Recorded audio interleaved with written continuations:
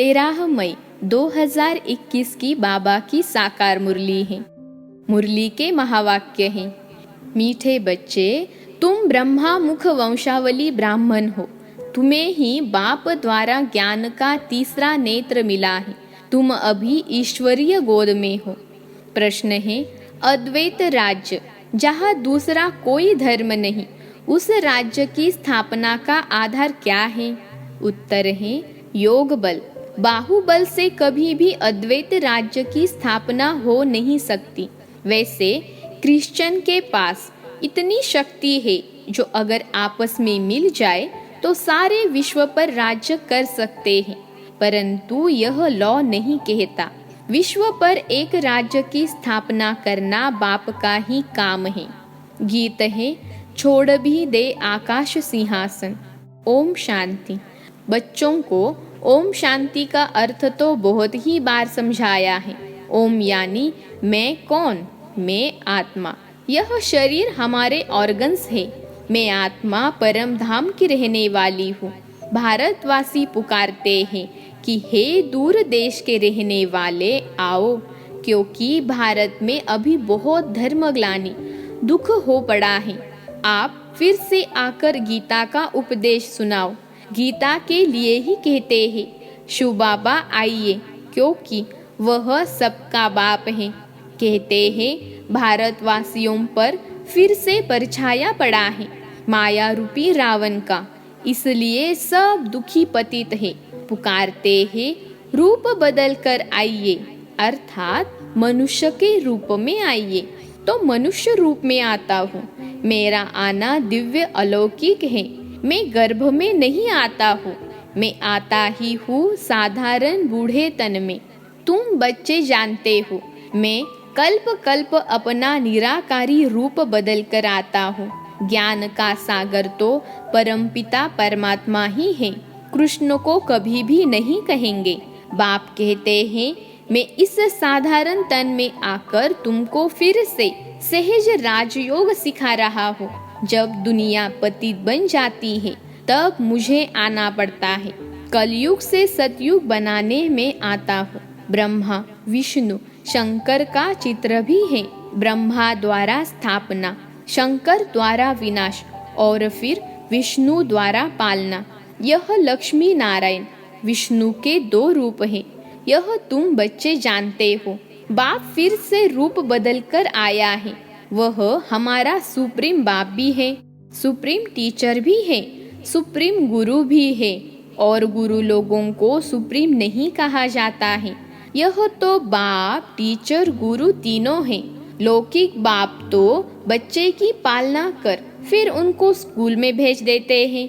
कोई बिरला होगा जो बाप टीचर भी होगा, यह कोई कह न सके। सब आत्माएं मुझे पुकारती है, गॉड फादर कहती है, तो वह आत्मा का फादर हो गया। यह गीत भी भक्ति मार्ग का है। सतयुग में तो माया होती ही नहीं। जो पुकारना पड़े वहाँ तो सुख ही सुख है। तुम जानते हो 5000 वर्ष का चक्र है। आधा कल्प सतयुग त्रेता दिन, आधा कल्प द्वापर कलियुग रात। तुम ब्रह्मा मुख वंशावली ब्राह्मण हो। ब्रह्मा का अथवा तुम ब्राह्मणों का ही रात दिन गाया जाता है। दिन और रात का ज्ञान भी अभी तुम बच्चों को है। लक्ष्मी नारायण को यह ज्ञान नहीं। अभी तुम संगम पर हो। जानते हो अभी भक्ति मार्ग पूरा हो, दिन उदय होता है। यह ज्ञान अभी तुमको बाप द्वारा मिला है। कलयुग में व सतयुग में यह ज्ञान किसको भी होता नहीं, इसलिए गाया जाता है। ब्रह्मा का दिन, ब्रह्मा की रात। तुम अभी सूर्यवंशी चंद्रवंशी राज्य पाने का पुरुषार्थ कर रहे हो। फिर आधा कल्प के बाद तुम राज्य गवाते हो। यह ज्ञान तुम ब्राह्मणों के सिवाय कोई को नहीं है। तुम देवताएं बन जाएंगे, फिर यह ज्ञान रहेगा नहीं। अभी है रात्रि, शिवरात्रि भी गाई जाती है। कृष्ण की भी रात्रि कहते हैं, परंतु उसका अर्थ नहीं समझते। शिव की जयंती अर्थात शिव का रीइंकार्नेशन होता है। फिर ऐसे बाप का दिवस कम से कम 1 मास मनाना चाहिए। जो सारी सृष्टि को पतित से पावन बनाते हैं, उनका हॉलिडे भी नहीं मनाते हैं। बाप कहते हैं, मैं सबका लिबरेटर हूँ, गाइड बन सबको ले जाता हूँ। अभी तुम पुरुषार्थ करते हो राजयोग सीखने का। बाप तुमको ज्ञान का तीसरा नेत्र दे रहे हैं। आत्मा का रूप क्या है, यह भी किसको पता नहीं है। बाप कहते हैं, तुम आत्मा न अंगुष्ठे मिसल हो, न अखंड ज्योति मिसल हो, तुम तो स्टार हो, बिंदी मिसल। मैं भी आत्मा बिंदी हूँ, परंतु मैं पुनर्जन्म में नहीं आता हूँ। मेरी महिमा ही अलग है। मैं सुप्रीम होने के कारण जन्म मरण के चक्र में नहीं आता हूँ। तुम आत्माएं शरीर में आती हो तो 84 जन्म लेती हो। मैं इस शरीर में प्रवेश करता हूँ, यह लोन लिया हुआ है। बाप समझाते हैं, तुम भी आत्मा हो, परंतु तुम अपने को रियलाइज नहीं करते हो कि हम आत्मा हैं। आत्मा ही बाप को याद करती है, दुख में हमेशा याद करते हैं। हे भगवान, हे रहम दिल बाबा, रहम करो। रहम मांगते हो क्योंकि वह बाप ही नॉलेजफुल, ब्लिसफुल, प्यूरिटी फुल है, ज्ञान में भी फुल है, ज्ञान का सागर है। मनुष्य को यह महिमा दे नहीं सकते हैं। सारी दुनिया पर ब्लिस करना यह बाप का ही काम है। वह है रचयिता, बाकी सब है रचना। क्रिएटर रचना को क्रिएट करते हैं। पहले श्री को अडॉप्ट करते हैं, फिर उनके द्वारा रचना रचते हैं, फिर उनकी पालना भी करते हैं, विनाश नहीं करते। यह बेहद का बाप आकर स्थापना, पालना, विनाश कराते हैं। आदि सनातन देवी देवता धर्म की पालना कराते हैं।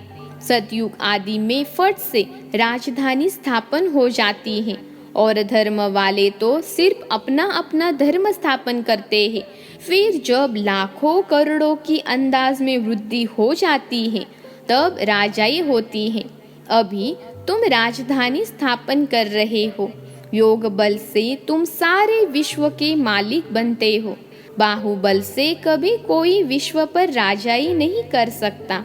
बाबा ने समझाया है, क्रिश्चियन में इतनी ताकत है, वह आपस में मिल जाए तो सारे विश्व पर राज्य कर सकते हैं, परंतु बाहुबल से विश्व पर राज्य पाए यह लॉ नहीं कहता। ड्रामा में यह कायदा नहीं है जो बाहुबल वाले विश्व के मालिक बने। बाप समझाते हैं, विश्व की बादशाही योग बल से मेरे द्वारा ही मिल सकती है। वहाँ कोई पार्टीशन नहीं है। धरती आकाश सब तुम्हारे हैं, तुमको कोई टच नहीं कर सकता। उनको कहा जाता है अद्वैत राज्य। यहाँ है अनेक राज्य। बाप समझाते हैं, 5000 वर्ष बाद तुम बच्चों को यह राजयोग सिखाता हो। कृष्ण की आत्मा अब सीख रही है। कृष्ण पहला नंबर प्रिंस था। वह इस समय 84 जन्म के अंत में आकर ब्रह्मा बने हैं। यह बच्चों को समझाया है सृष्टि का चक्र कैसे फिरता है। बाप फिर से स्वर्ग की स्थापना कर रहे हैं। अनेक धर्म विनाश होने हैं जरूर, एक धर्म की स्थापना हो जाएगी। भारत ही 100% सॉल्वेंट धर्म श्रेष्ठ था। देवताओं के कर्म भी श्रेष्ठ थे, उन्होंने ही महिमा गाई हुई है। सर्वगुण संपन्न, पहले पहले पवित्र थे, अभी पतित बने हैं। फिर बाप आकर स्त्री पुरुष दोनों को पवित्र बनाते हैं। रक्षाबंधन का उत्सव इतना क्यों मनाते हैं, यह कोई को पता नहीं है। बाप ने ही आकर प्रतिज्ञा ली थी कि अंतिम जन्म में तुम दोनों पवित्र रहो। सन्यासियों का तो धर्म ही अलग है। ज्ञान, भक्ति और वैराग्य यह तुम्हारे लिए है। तुमने देखा होगा पादरी लोग चलते हैं तो आंखें एक तरफ रहती हैं और किसी की तरफ देखते नहीं। नन्स होती है ना, अब वह तो क्राइस्ट को याद करती हैं। कहते हैं क्राइस्ट गॉड का बच्चा था। तुम्हारा कोई सफेद कपड़े आदि से कनेक्शन नहीं है। तुम तो आत्मा हो, नन बट वन, एक को ही याद करना है। सच्ची नन्स तो तुम हो। तुमको वर्षा उस बाप से मिलना है। उनको याद करेंगे तब ही विकर्म विनाश होंगे। इसलिए बाप का फरमान है, मामेकम याद करो। आत्मा का निश्चय न होने कारण नन्स फिर क्राइस्ट को याद करती है। गॉड कौन है यह नहीं जानती है। भारतवासी जो पहले पहले आते हैं वही नहीं जानते हैं। लक्ष्मी नारायण को यह सृष्टि का ज्ञान थोड़े ही है, न वह त्रिकालदर्शी है। त्रिकालदर्शी तुम ब्राह्मण बनते हो, तुमको कौड़ी से बदल हीरे जैसा बाप बनाते हैं। अब तुम ईश्वरीय गोद में हो। तुम्हारा यह अंतिम जन्म बहुत अमूल्य है। भारत ही खास, दुनिया की आम तुम रूहानी सेवा करते हो। बाकी वह तो है जिस्मानी सोशल वर्कर्स, तुम हो रूहानी। तुमको सिखाने वाला सुप्रीम रूह है। हर एक आत्मा को बोलो, बाप को याद करो। बाप को ही पतित पावन गाया जाता है। तुमको गिरने में 84 जन्म लगते हैं, फिर चढ़ने में 1 सेकेंड लगता है। यह तुम्हारा इस मृत्यु लोक का अंतिम जन्म है। मृत्यु लोक मुर्दाबाद, अमर लोक जिंदाबाद होना है। तुमको अमर कथा कहा जाता है, इसको अमर कथा कहा जाता है। अमर बाबा आकर तुम अमर आत्माओं को अमर युग में चलने के लिए अमर कथा सुनाते हैं। बाप कहते हैं, अच्छा और बातें भूल जाते हो तो सिर्फ अपने को आत्मा निश्चय कर मुझे एक बाप को याद करो। बुद्धि का योग मेरे साथ लगाओ तो तुम्हारे पाप भस्म हो और तुम पुण्य आत्मा बन जाएंगे। तुम मनुष्य से देवता बनते हो। यह नई बात नहीं है। 5000 वर्ष बाद बाप आकर तुमको वर्षा देते हैं, रावण फिर श्राप देते हैं। यह है खेल, भारत की ही कहानी है। यह बातें बाप ही समझाते हैं। कोई भी वेद शास्त्र आदि में नहीं है। इसलिए गॉड फादर को ही नॉलेजफुल, पीसफुल, ब्लिसफुल कहा जाता है। तुमको भी आप समान बनाते हैं। तुम भी पूज्य थे, फिर पुजारी बनते हो। आपे ही पूज्य, आपे ही पुजारी। यह भगवान के लिए नहीं है, तुम भारतवासियों की बात है। तुम पहले सिर्फ एक शिव की भक्ति करते थे, अव्यभिचारी भक्ति की, फिर देवताओं की भक्ति शुरू की, फिर नीचे उतरते आए। अब फिर से तुम देवी देवता बन रहे हो। जो थोड़ा पढ़ते हैं वह प्रजा में चले जाएंगे। जो अच्छी रीति पढ़ते पढ़ाते हैं वह राजाई में आएंगे। प्रजा तो ढेर बनती है। एक महाराजा की लाखों करोड़ों के अंदाज में प्रजा होगी। तुम पुरुषार्थ करते ही हो, कल्प पहले मुहाफिक। पुरुषार्थ से पता पड़ जाता है कि माला में कौन कौन आने वाले हैं। प्रजा में भी कोई गरीब कोई साहूकार बनते हैं। भक्ति मार्ग में ईश्वर अर्थ दान करते हैं। क्यों, ईश्वर के पास नहीं है क्या?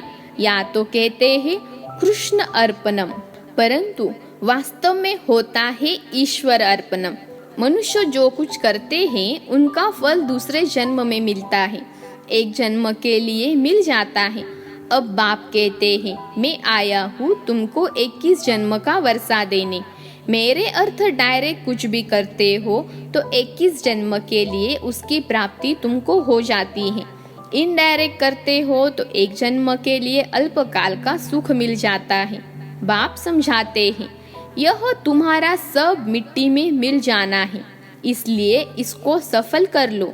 तुम यह रूहानी हॉस्पिटल कम यूनिवर्सिटी खोलते जाओ, जहाँ से सब एवर हेल्दी एवर वेल्दी बनेंगे। इनसे बहुत इनकम होती है। योग से हेल्थ और चक्र को जानने से वेल्थ। तो घर घर में ऐसी यूनिवर्सिटी कम हॉस्पिटल खोलते जाओ। बड़ा आदमी है तो बड़ा खोले, जहाँ बहुत आ सके। बोर्ड पर लिख दो, जैसे नेचर क्योर वाले लिखते हैं। बाप सारी दुनिया की नेचर बदल प्योर बना देते हैं। इस समय सभी इम्प्योर हैं। सारी दुनिया को एवर हेल्दी एवर वेल्दी बनाने वाला बाप है, जो अब तुम बच्चों को पढ़ा रहे हैं। तुम हो मोस्ट स्वीट चिल्ड्रन। अच्छा, मीठे मीठे सिखिलते बच्चों प्रति माता पिता बाप दादा का याद प्यार और गुड मॉर्निंग। रूहानी बाप की रूहानी बच्चों को नमस्ते। हम रूहानी बच्चों की रूहानी माता पिता बाप दादा को याद प्यार गुड मॉर्निंग और नमस्ते बाबा नमस्ते। धारणा के लिए मुख्य सार। पहली पॉइंट है, अपनी इस अमूल्य जीवन को रूहानी सेवा में लगाना है। खास भारत आम सारी दुनिया की सेवा करनी है। दूसरी पॉइंट है, अपना सब कुछ सफल करने के लिए डायरेक्ट ईश्वर अर्थ अर्पण करना है। रूहानी हॉस्पिटल और यूनिवर्सिटी खोलनी है। आज का वरदान है, संपूर्ण समर्पण की विधि द्वारा सर्वगुण संपन्न बनने के पुरुषार्थ में सदा विजयी भव। संपूर्ण समर्पण की विधि द्वारा सर्वगुण संपन्न बनने के पुरुषार्थ में सदा विजयी भव। विश्लेषण है, संपूर्ण समर्पण उसे कहा जाता है जिसके संकल्प में भी बॉडी कॉन्शियस न हो, अपने देह का भान भी अर्पण कर देना। मैं फलानी हूँ यह संकल्प भी अर्पण कर संपूर्ण समर्पण होने वाले सर्व गुणों में संपन्न बनते हैं। उनमें कोई भी गुण की कमी नहीं रहती। जो सर्व समर्पण कर सर्वगुण संपन्न व संपूर्ण बनने का लक्ष्य रखते हैं, तो ऐसे पुरुषार्थियों को बाप दादा सदा विजयी भव का वरदान देते हैं। आज का स्लोगन है, मन को वश में करने वाला ही मन मनाभव रह सकता है। मन को वश में करने वाला ही मन मनाभव रह सकता है। अच्छा, ओम शांति।